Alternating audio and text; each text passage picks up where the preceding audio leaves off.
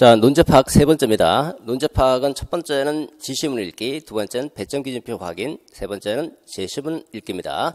제시문 읽기입니다. 제시문을 통해서 각 큰 항목, 다시 말해서 핵심 논점, 그 주요한 핵심 논점을 구체적으로 확정합니다. 핵심 논점의 구체화. 그리고 두 번째는 그 핵심 논점별로 중심 내용을 한번 생각해보자. 구체적인 뒷받침 문장까지는 생각할 필요가 없고요. 일단 제시문을 읽는 단계에서는 주요한 생각, 그러니까 중심 생각만 한번 회상해보자는 겁니다. 그리고 제시문 논거를 활용할 수 있는지 그 활용 여부를 판단하는 것, 이 세 가지가 제시문을 읽으면서 여러분들이 사고해야 될 부분이라고 볼 수가 있습니다. 자, 유치원 2016학년도 유치원 교직 논술을 보도록 하겠습니다.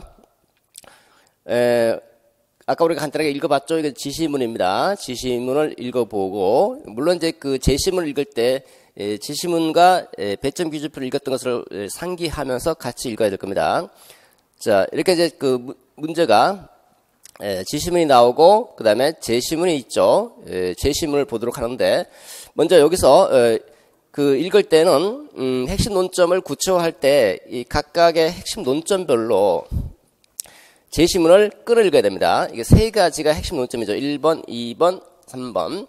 이렇게 세 가지 별로 끌어 읽어야 되는데, 여기서 제시문과 크게 결부될 수 있는 건 1번, 2번일 겁니다. 3번은 간접적으로, 1번하고 3번이 좀 간접적으로 결부되는 부분이고, 2번이 직접적으로 결부될 겁니다. 그래서 제시문 논거 활용 여부는 제시문을 읽어보시면 아시겠지만 2번이 직접적으로 활용되는 부분이고, 그러니까 실질적으로 제시문이 기능하기 때문에 2번에서는 제시문을 활용해서 2번 논점을 서술할 때는 활용해서 써줘야 되는데 1번과 3번 논점은 제시문을 활용할 필요가 전혀 없습니다. 직접적으로 관련되는 것이 아니기 때문에 이렇게 해서 제시문 활용 여부도 이제 제시문을 통해서 확인해 보게 되고요. 그 다음에 중요한 거는 이제 그 각 논점별로 구체적인 논점을 확정하는 거죠. 여기서 1번과 올해 그 유치원 교직 논술 같은 경우는 핵심 논점 자체가 이미 구체적인 핵심 논점입니다. 우리가 논술을 보면 핵심 논점이 구체화되지 않은 경우도 있고 제시문을 통해서 조금 더 구체화해야 되는 부분도 있는데 2016학년도 유치원 교직 논술 같은 경우는 이미 구체적인 논점들이 나와 있는 겁니다. 그래서 구체화하는 작업은 크게 의미가 없고 핵심 논점별로 중심 내용을 회상해 보는 단계죠. 자, 보도록 하겠습니다. 먼저 박 교사 보죠. 정교사, 박 선생님. 전체를 쭉 읽어보면, 이제, 그, 교육과정의 탄력적 운영을, 그, 긍정적으로 바라보는 관점이 있고요. 부정적으로 바라보는 관점 두 가지로 크게 나눠지는데, 먼저 정교사 보도록 하죠. 박 선생님이 오늘 나비축제에 대한 참여 요청 공문이 왔다. 어떤 지역사회로부터 그 참여 요청 공문이 온 거죠. 우리 아이들이 개막식에서 노래를 불러줬으면 좋겠다고 하는데, 그 날짜가 다음 주네요. 축제에 참여하려면 우리가 계획한 교육 일정을 변경해야 하는 상황이에요. 어떻게 하면 좋을까요?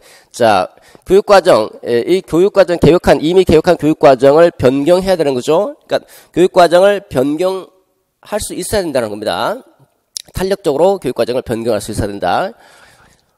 어떻게 하면 좋을까요? 이제 정교사가 실마리를 풀었죠. 박 교사가 그러면 곤란하지 않을까요? 벌써 이제 박 교사는 이제 부정적인 관점을 취하겠죠. 부정적인 관점.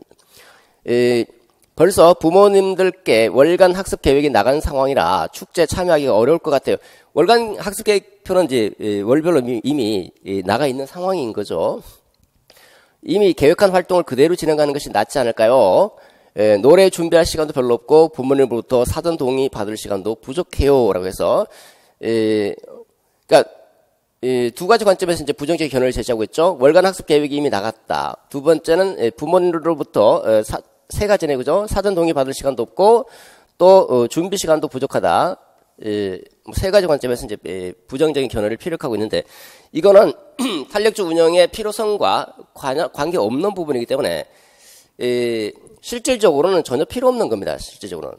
그렇지만 구색을 맞추기 위해서 이렇게 써놓은 거죠. 자, 우리가 이제 관심을 기울여야 될 대상은 이제 정교사와, 권교사의 견해가 되겠죠. 정교사 같은 경우를 보시면 이제 박 선생님 말씀처럼 계획대로 하는 것도 좋겠지만 이번에는 조금 특별한 상황이잖아요. 자, 우리가 이제 여기서 제시문과 직접적으로 관련되는 부분은 이 구체적인 논점들을 중심으로 해서 중심 생각을 한 번씩 끄집어내야 되는 겁니다. 그러니까 정교사와 권교사가 교육과정의 탄력적 운영에서 고려한 사항이 뭐냐, 그리고 그 교육과정 총론에 근거해서 그 의의를 논하라고 하는 것이 이제 중요한 논점 중에 하나이죠. 그러니까 정교사를 보시면 조금 특별한 상황이잖아요. 그래서 특별한 상황이라고 하는 것을 얘기를 하고 있죠. 재시문에서 이미 답을 다 주고 있어요. 초등이나 그 유치원 같은 경우는. 저는 기존 계획을 바꿔서 운영할 수도 있다고 생각해요. 자, 바꿔서도 운영할 수 있다. 근거가 뭡니까? 특별한 상황이래요. 특별한 상황에서는 바꿀 수 있다고 하는 거죠. 그러니까 고려한 사항은 특별한 상황이라는 거예요. 특별한 상황. 자, 그 다음에 교육과정을 편성 운영할 때 예기치 못한 상황을 고려해야 한다고 교육과정에 제시되어 있잖아요. 라고 돼 있죠. 그러니까 지금 이 첫 번째 문장에 대해서 조금 더 부연 설명해 주고 있죠. 교육과정 편성 운영할 때는 예기치 못한 상황은 곧 특별한 상황이란 말을 다른 말로 풀어준 거죠. 예기치 못한 게 특별한 상황이죠. 그러니까 똑같은 말을 또 쓰지 않고 다른 말로 바꿨어요. 여러분 논술할 때도 마찬가지예요. 동일한 의미를 갖고 있지만 동일한 표현으로 써서는 곤란해요. 다른 표현으로 바꿔서 쓸 수 있어야 되죠. 마찬가지로 특별한 상황이라고 하는 것 첫 번째 예기치 못한 상황 똑같은 말입니다. 그 다음에 뭐라고 하셨습니까? 자, 이렇게 이제 표지에 좀 유의하셔야 됩니다. 특히라고 했죠. 특히. 그러니까 특히 또 다른 게 있다는 거예요. 더 중요한 거는 이번 축제는 1년 동안 기다려온 프로그램을 놓치고 싶지 않아요. 아이들이 지역사회 축제 문화에 참여해 볼 수 있는 좋은 기회이니까. 왜 놓치고 싶지 않습니까? 왜 놓치고 싶지 않다는 말은 교육과정을 변경해야 된다는 거죠. 왜 변경해야 된다고 그랬습니까? 그 근거가 지역사회 축제 문화에 참여해 볼 수 있는 좋은 기회라고 하는 거죠. 좋은 기회. 그러니까 첫 번째가 특별한 상황이라고 하는 것이고, 두 번째는 교육과정 변경 이유가 기회를 학생들에게 참여 기회를 확대해 준다는 거죠. 참여 기회.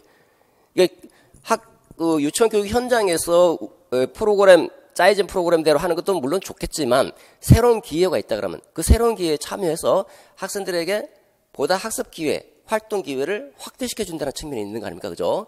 그래서 두 번째 에서 고려하고 있는 정교사가 고려하고 있는 점은 기회 확대죠. 기회. 참여 기회 확대, 활동 기회 확대, 어쨌든 기회가 확대된다. 새로운 기회에 접할 수 있다. 등등 여러 가지가 가능할 겁니다. 표현이 약간 달라질 수도 있겠지만 주요한 내용은 기회가 확대된다는 내용이 나와주면 되는 거죠. 자, 이렇게 해서 벌써 이제 두 가지가 나왔죠. 그래서 박 교사가 권 선생님 반에는 장애 유아 2명이 있는데 괜찮을까요? 자, 이 권 선생님은 장애 유아 통합 교육을 하고 있다는 거죠. 장애 유아와 일반 유아를 통합해서 이제 교육하고 있는 선생님이다라는 것을 알 수가 있습니다. 그러면 권 교사는 당연히 장애 유아를 고려하겠죠. 찬성하면 권 교사가 마침 우리 반도 무리 없이 변경할 수 있을 것 같아요 해서 이제 찬성하겠죠. 그러면 이제 이 정교사와 권 교사가 교육과정의 탄력적 운영에 긍정적인 관점을 취하고 있잖아요. 이 두 사람의 생각에 귀를 기울여야 되겠죠. 자, 일단 축제 진행 담당자에게 장애 유아를 위해 특별한 서비스를 제공할 수 있는지 알아보고 두 아이가 함께하기 힘든 활동을 조금 줄여서 계획하면 될 것 같아요 라고 되어 있잖아요. 첫 번째 뭡니까? 장애 유아를 위해 특별한 서비스를 제공할 수 있는가? 장애 유아. 그러니까 장애 유아를 고려하고 있는가? 장애 유아를 고려하겠다는 겁니다. 장애 유아를 고려하겠다라는 것을 장애 유아를 고려하면 교육과정을 변경하고 그렇지 않으면 변경하지 않겠다고 하는 거죠. 장애 유아를 고려하고 있다는 점, 이것을 고려사항으로 고려하고 있다고 하는 것을 알 수가 있겠죠. 그리고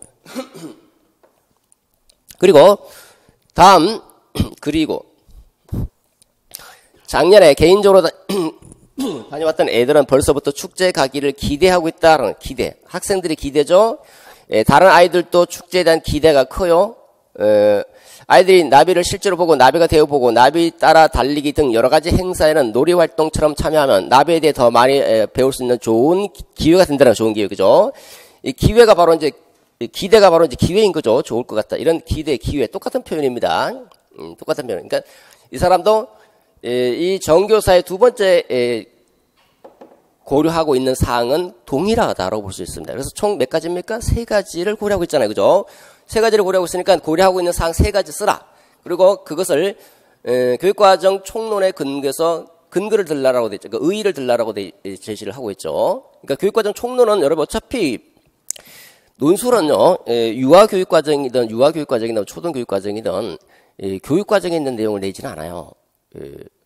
그러니까 교육과정에 있는 내용을 무리하게 논술에 집어넣어서 무리하게 연습할 필요는 전혀 없습니다.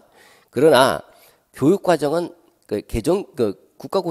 국가수준 교육과정은 출제될 수가 있는 거예요. 예전에도 그랬습니다. 예전에도. 국가 수준의 교육과정은 당연히 논술의 대상이 되지만 그 이외의 다른 세부적인 내용들은 논술의 대상이 안 돼요. 안 됩니다. 그렇기 때문에 무리하게 유아든 초등이든 교육과정 내용을 논술에 접목시켜서 쓸 필요가 없다는 거예요. 여러분도 기출문제를 분석해보면 다 나오죠? 다 나와요. 그리고 다만 이제 교육학 관련 내용은 나올 수 있다는 거예요. 초등에서도 나왔고 유치원에서도 나왔죠. 장학 부분도 그렇고 초등에서도 교육학 관련 내용 아까 우리가 살펴본 학습 이론도 그렇고 예전에 동기 이론도 그렇고요. 교육학 관련 내용들은 나옵니다. 그거는 교직 논술이라고 하는 교직 교양에 부합하기 때문에 그렇습니다. 교직 교양을 치르고 있는 논술에서 유아든 초등이든 깊숙한 전공 교과 영역을 내지는 않는다라고 하는 거죠. 그러니까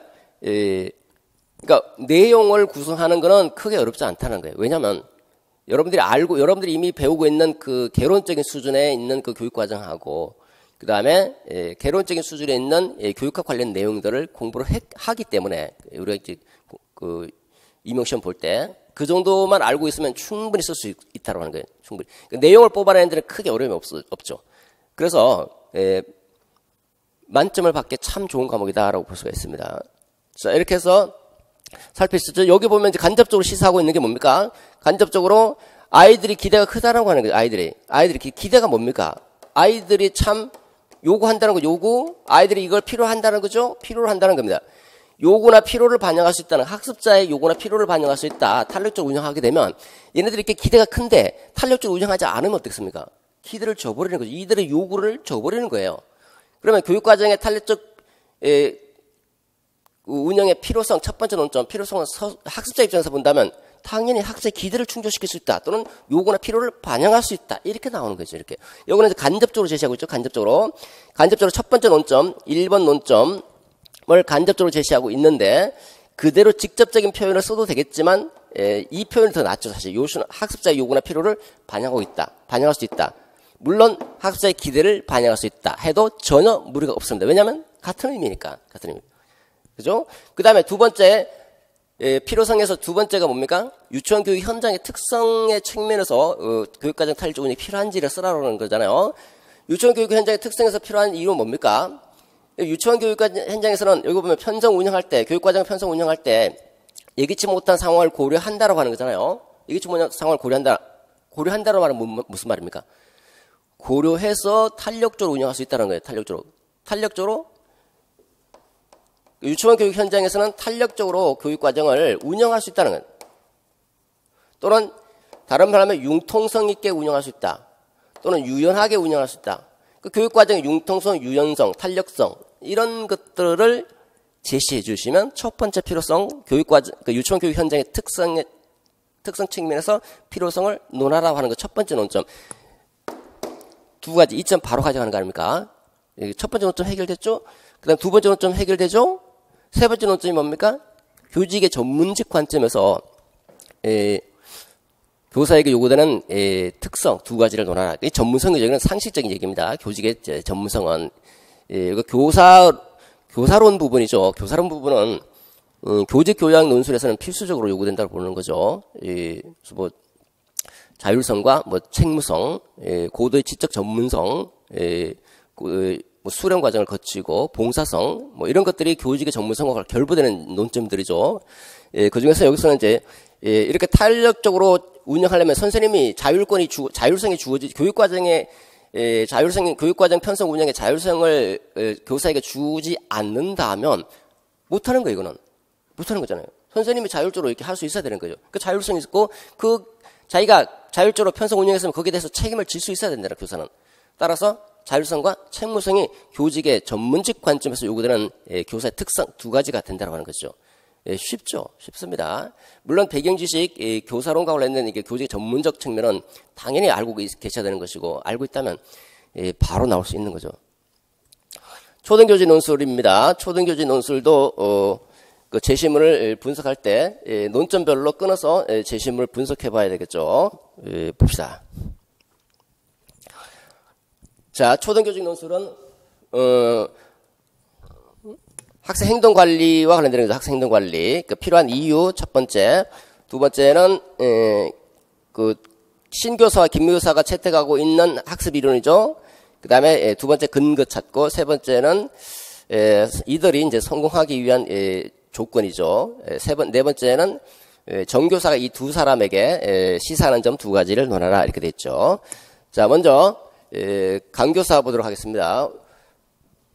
오늘은 교단 생활의 경험을 이야기하고 고민을 나눔으로써 수업 상황에서 학생 행동 관리를 어떻게 하면 잘할 수 있을지 논의해 보겠다. 그러니까 전체적으로 학생 행동 관리, 수업 중 학생 행동 관리가 중요하다. 이 얘기를 하고 싶은 거예요. 그죠? 신교사 수업을 잘 하려면, 이렇게 학생 행동 관리를 잘하면 수업을 잘 하는 거죠. 학생 행동 관리를 잘하면 수업을 잘 할 수 있다고 하는 거예요. 수업을 잘 하려면 그 학생 행동 관리의 필요성이 뭡니까? 학생 행동 관리의 필요성이 이제 교사 입장에서 생각해 볼 수 있고, 학생 입장에서, 학습자 입장에서 생각해 볼 수 있겠죠. 그래서 교사 입장에서 생각하는 거는 뭡니까? 학생 행동 관리를 잘하면, 수업을 잘 하려면 구체적인 학습 이론을 기반해서 학생 행동을 잘 관리하는 것이 중요하다고 생각해요라고 했잖아요. 그죠? 그러니까 첫 번째 논점을 지금 간접적으로 제시하고 있습니다. 그러니까 교사의 입장에서 볼 때는 수업을 잘할 수 있다. 수업의 효율성을 높일 수 있다. 수업을 잘할 수 있다는 측면이 하나가 나온다는 거죠. 바로 나오죠. 그래서, 자, 그래서라고 했죠. 그래서, 표지어를 제시해서 뭔가 하고 싶은 얘기가 나온다는 겁니다. 학기 초에 학생들과 함께 수업 행동 규칙을 엄격하게 정하고 엄격하게 지키려고 노력하죠. 이를 위해서 상벌 기준을 명확히 제시한다라고 했죠. 상벌 기준 명확히 제시. 그 다음에 일관성 있게 적용한다라고 했죠. 상벌 기준을 규칙을 잘 지킨 아이에게는 스티커 주고, 10개 모을 때마다, 그 상을 주고, 그 다음에 규칙을 어긴 아이들에게는 벌점을 주고, 일정 점수를 넘으면 정해진 벌칙을 적용한다라고 돼 있죠. 요거는, 이 첫 번째 이 문장에 대한 부연 설명이죠. 그러니까 결국은 상벌 기준을 명확하게 제시해서 학생 행동을 관리한다라고 하는 거죠. 관리한다. 자, 이를 통해서 우리가 구체적인 논점을 확증해보면 신교사가 채택하고 있는 학습 이론이 무엇인가? 근거는 뭔가? 이론과 근거를 쓰는 거죠. 근거는 여기 나와 있죠. 상벌 기준을 명확하게 제시하고 일관성 있게 적용한다라고 하는 것이 근거죠. 근거를 제시해야 됩니다. 1점이죠. 그 다음에 이를 통해서 우리가 확인할 수 있는 학습 이론은 뭡니까? 우리가 상과 벌을 통해서 인간의 행동을 변형하려고, 인간의 행동을 조성하려고 하는 또는 조용하려고 하는 이론이 바로 스키너의 행동주의, 스키너의 강화 이론이죠. 행동주의 중에서. 그러니까 스키너의 강화 이론, 이 스키너의 강화 이론이라고 하는 것은 초등교육과정 공부하시는 분들은 다 알아요. 왜냐하면 과학에서도 나오고 도덕과에서도 나오는 내용이기 때문에 상식적인 얘기입니다. 따라서 이거는 강화 이론이다라고 하는 것을 알 수가 있겠죠. 강화 이론, 스키너의 강화 이론을 채택하고 있다. 학습 이론. 근거가 뭐냐? 이게 근거죠. 플러스 근거. 두 번째 논점이죠. 두 번째 논점. 그 다음에 김교사, 저는 생각이 좀 달라요. 무엇보다 교사인 제가 솔선수범하다 보면 따라오기 마련이죠. 자, 교사의 솔선수범을 강조하겠죠. 그래서 뭐 하고 있습니까? 그래서 수업 중에 지켜야 할 행동을 설명하고 앞에서 적극적으로 실천하고 모범적인 학생을 발굴하려고 적극적으로 노력해요. 자, 모범 학생을 발굴한다라고 하겠죠. 교사인 자신의 솔선수범과 그 다음에 모범 학생의 발굴. 예를 들면 이제 예시죠. 뒷받침하고 있습니다. 뒷받침. 이걸 구체적으로 설명해 주겠죠. 그러니까 구체적으로 설명하는 건 사실 의미가 없습니다. 왜냐하면 앞에 다 나왔기 때문에. 핵심 내용이 나오고 그 다음에 뒷받침 문장으로 구체로 서술해 주는 거죠. 예를 들면 수업 시간에 우리가 보통 중심 생각이 있으면 중심 생각 또는 중심 문장이 있죠. 이 중심 문장을 뒷받침하는 게 뒷받침 문장입니다. 뒷받침 문장. 보통 이 중심 문장을 뒷받침하는 뒷받침 문장은 상술, 상술 또는 이유 예시로 많이 씁니다. 여기서 이제 예를 쓴 거죠. 예, 아까는 다른 거는 이제 상술했죠. 상세하게 이건 상세하게 설명하는 거죠. 이거 상술입니다. 상술. 그러니까, 그러니까 우리가 뒷받침 문장을 보는 게 아니라 이걸 봐야죠. 이거 중심 문장을 통해서 핵심 내용을 캐치해야 되는 겁니다. 저는 수업 중에 지켜야 할 행동을 설명하고 아이들에게 앞에서 적극적으로 여기 어디였죠? 예를 들면 수업 시작 전에 먼저 인사를 나누고 수업 중에 요구하는 질문사항이 있으면 어떻게 해야 하는지 이야기하고 시범을 보인 다음에 귀감이 되는 학생을 차에서 모범머리로 정한다. 자, 이게 뭡니까? 모범 학생 발굴한다는 얘기입니다. 그러니까 이거 사실 필요가 없는 얘기입니다. 자, 이 뒤에 거는 조금 더 구체적으로 설명해 주는 거죠. 그래서 김 교사는 어떻게 하고 있습니까? 모범, 솔선수범도 모범이죠. 모범을 통해서 행동을 수정하겠다고 하는 거 아닙니까? 모범을 통해서. 그러니까 그러니까 어떤 타인의 행동을 모방함으로써 행동을 학습하게 한다라고 하는 거죠. 이거는 반두라의 관찰학습. 스킨의 강화 이론이죠. 반두라의 관찰학습 이론. 모델링 이론, 모델링. 이게 바로 튀어나오는 거죠. 이것도 초등 전공 교과를 보면 이제 과학이라는 이제 도덕과에서 이미 나오고 있는 내용들입니다. 다 아는 내용들입니다. 교육학을 몰라도 물론 교육학을 알면 훨씬 낫겠죠.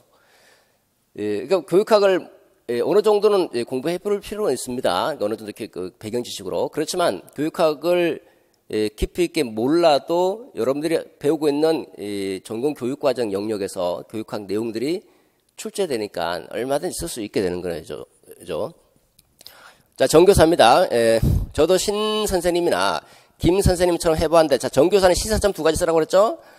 수업 중 학생 행동 관리가 항상 잘 되는 것은 아니더라. 그래서 아이들과 함께 수업하면서 내 자신이 어떻게 행동하고 무엇을 느끼는지를 교단 일지를 쓰면서 되돌아본다라고 돼 있잖아요. 그죠? 되돌아본다. 자, 여기서 우리가 뭘 시사한다고 볼 수 있습니까?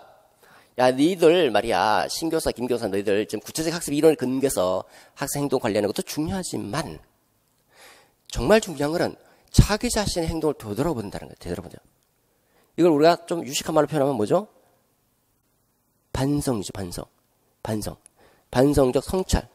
교사 자신의 반성적 성찰이다. 이걸 시사한다는 거죠. 시사.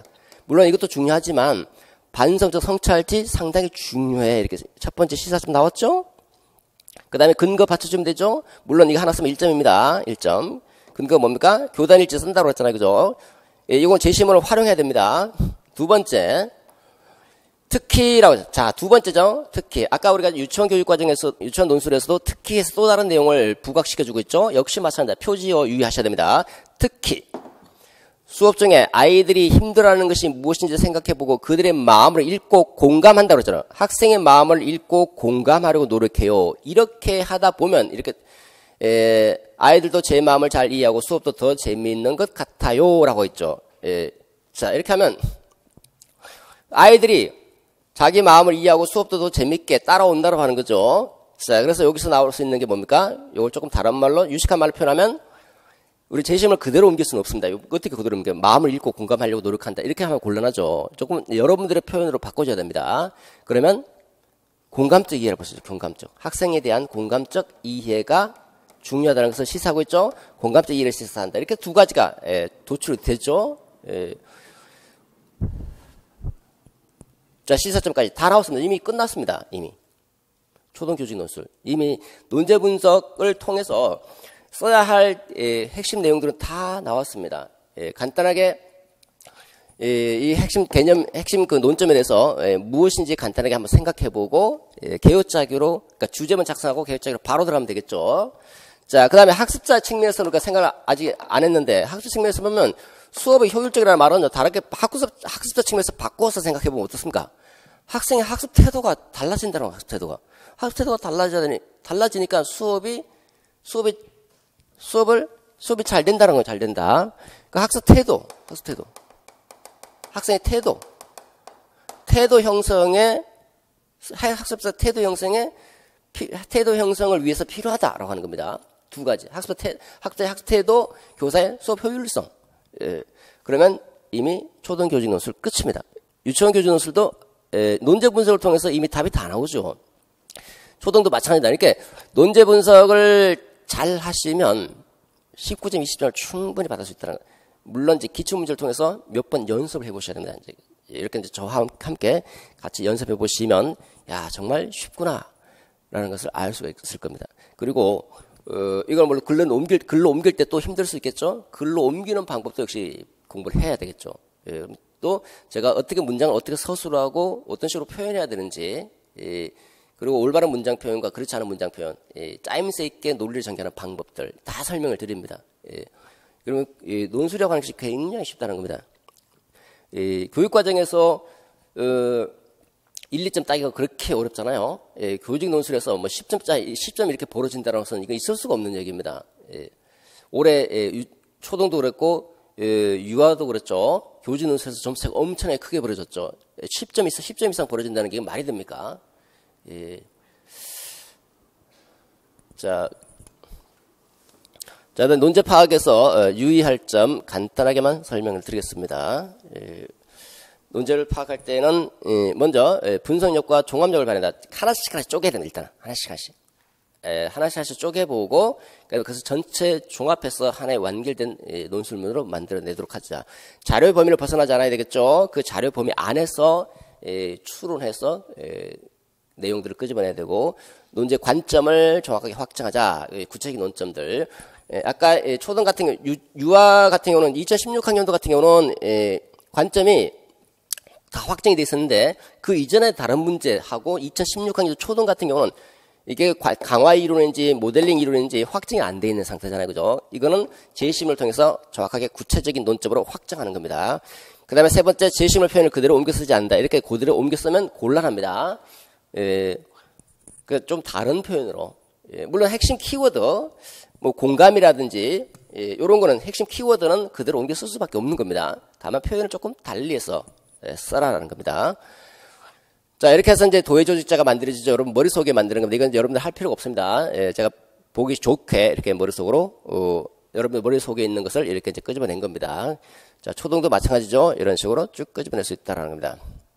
자, 배점 분석에 대해서 간단하게 몇 가지 또 살펴보도록 하겠습니다. 배점 분석은 논술의 득점과 직결되는 부분이니까 상당히 중요한 부분이죠. 2016학년도 교직 논술 유치원 아까 설명을 드렸죠. 2015학년도 유치원 교직 논술을 보도록 하겠습니다. 논술의 체계는 늘 동일합니다.